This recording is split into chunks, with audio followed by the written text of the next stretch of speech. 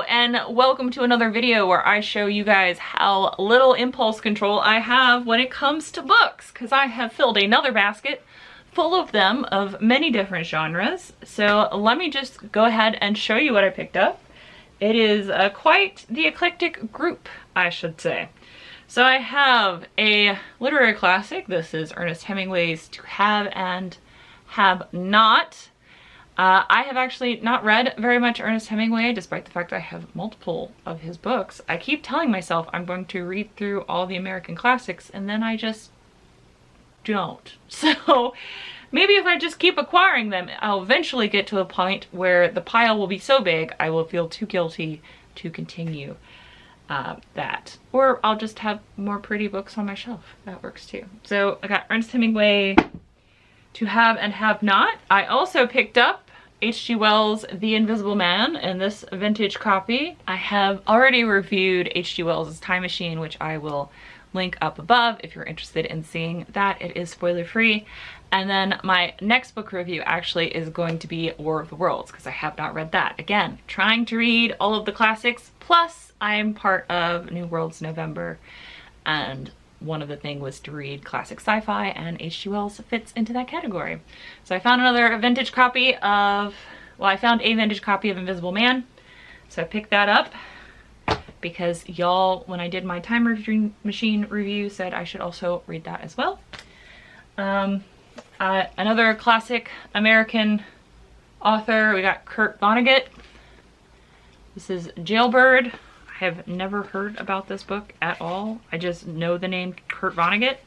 So I picked this up, and this is from 1983, but the cover art is actually from 1979. I was like, this looks like a 70s cover. But yeah, got this, picked that up. Nice vintage copy of that. I also found Orson Scott Card's Alvin Journeyman. This is like his fantasy series. I really enjoyed Ender's Game. I have not read any of his fantasy though, so the cover makes me think this is going to be very questioning, and I might not like this. We'll see how it goes. It's giving me colonialism vibes, and in the bad way, but maybe I'm wrong. I don't know. I picked this up because it was very inexpensive. I actually found two vintage Ernest Hemingway books. This is A Movable Feast with some delicious, delicious candy stuck to the front of it. That'll be really easy to take off. I just, was lazy and didn't do it before I showed you guys. But two vintage copies of Ernest Hemingway. The actual book is in great shape. It's just got icky on the front.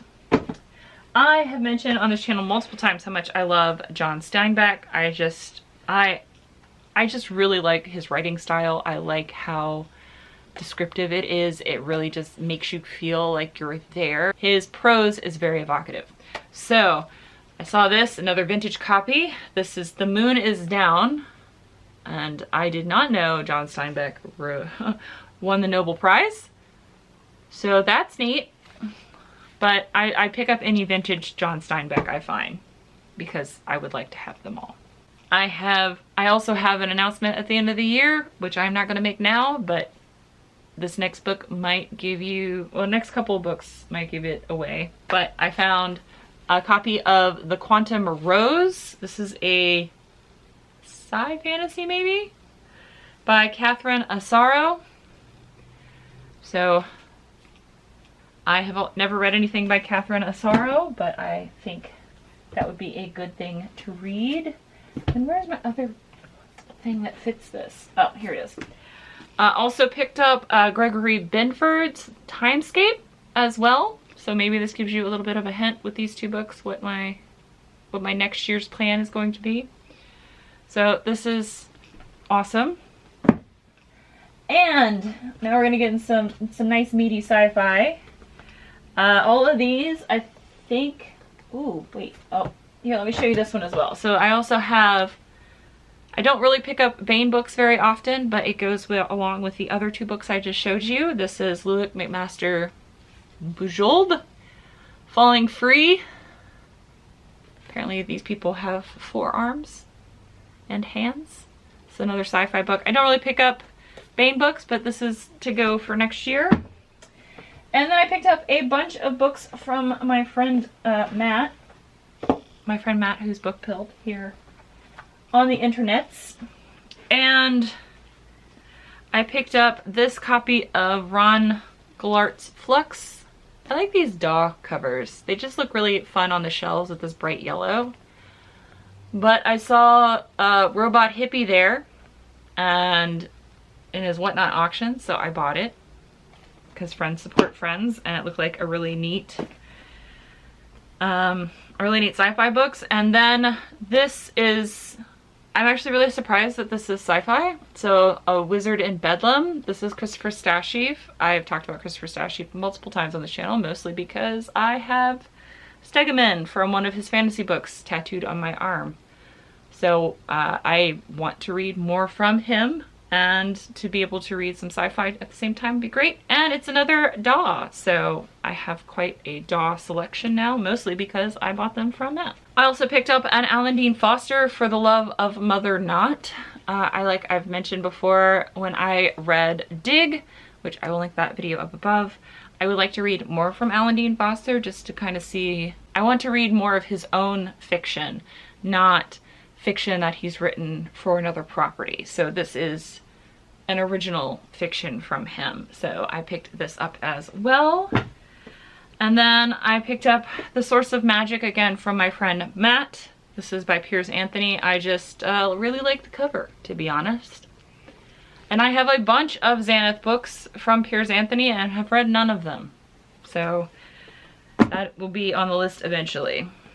Again, I just talked about Alan Dean Foster. Again, I'm not like doing these in any order, obviously. But I saw this and read the back and absolutely had to get it. So Seath, a bored punk rocker looking for excitement, Miranda, an airhead beauty who lives to shop, and Kerwin, a nerd who just wants to fit in. I read that synopsis and was like, are we going to be reading Airheads, but like in sci-fi? Because that would be awesome. If you don't know Airheads, it's a movie with Brendan Fraser and Adam Sandler and then Steve Buscemi. It's a great movie. But I saw this beautiful front and back cover. I had to pick it up. Again, I'm very excited to see more or read more from Alan Dean Foster. The next book I was shocked to find, because I rarely find any James Blish in my area ever. This is my first James Blish book, and this is also a DAW. So when I found this, I was very excited. Midsummer Century.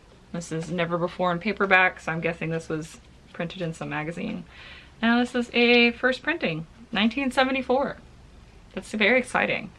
I don't know if that particular book of his is good, but my friend Matt highly recommends his, so I'm excited to read them.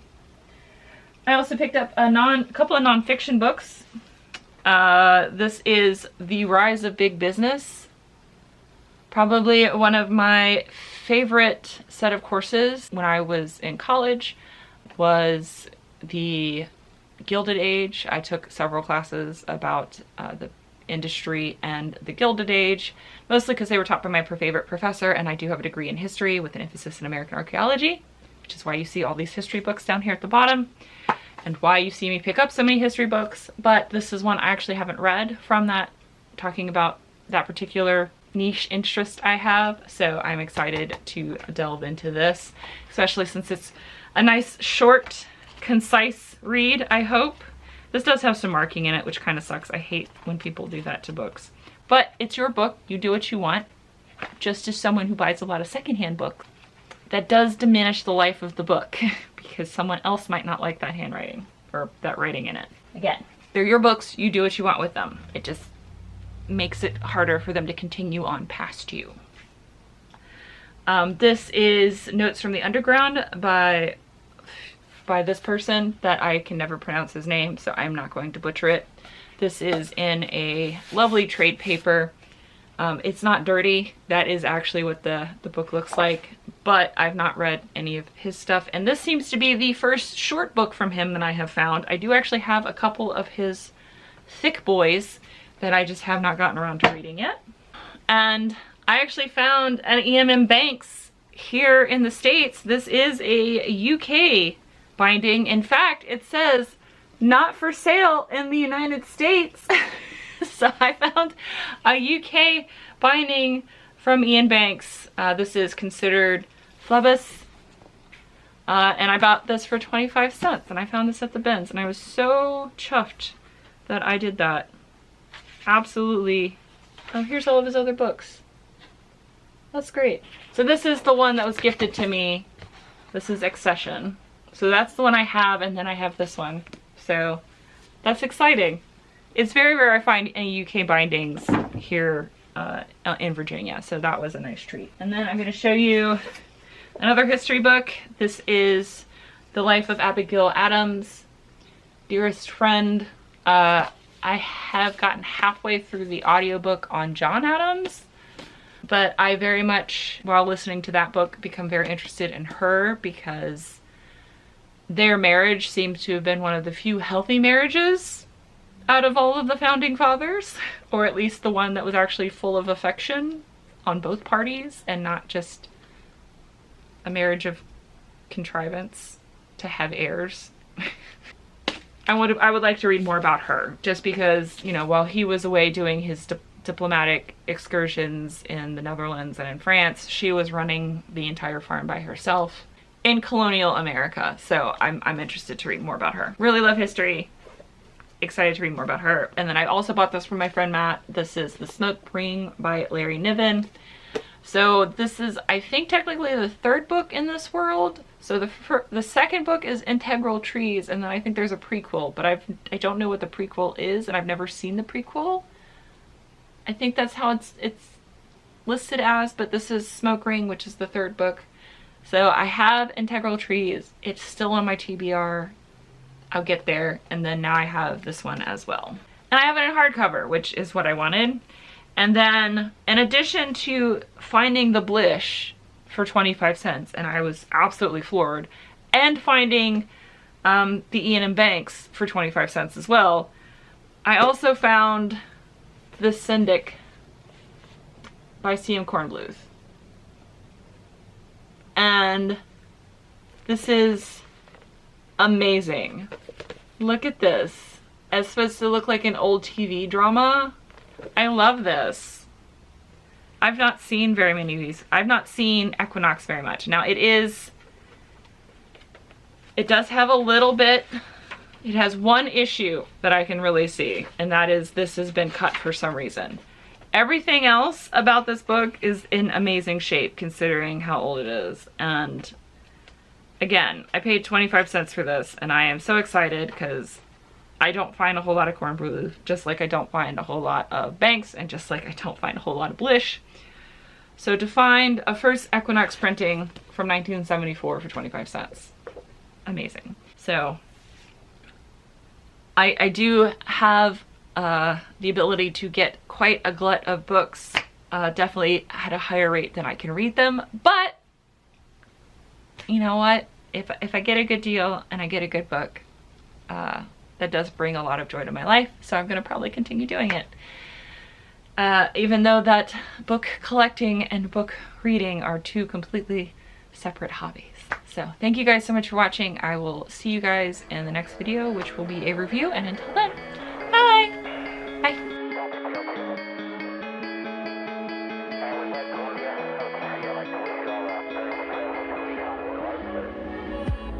Nobody said it'd be easy, but we took a train.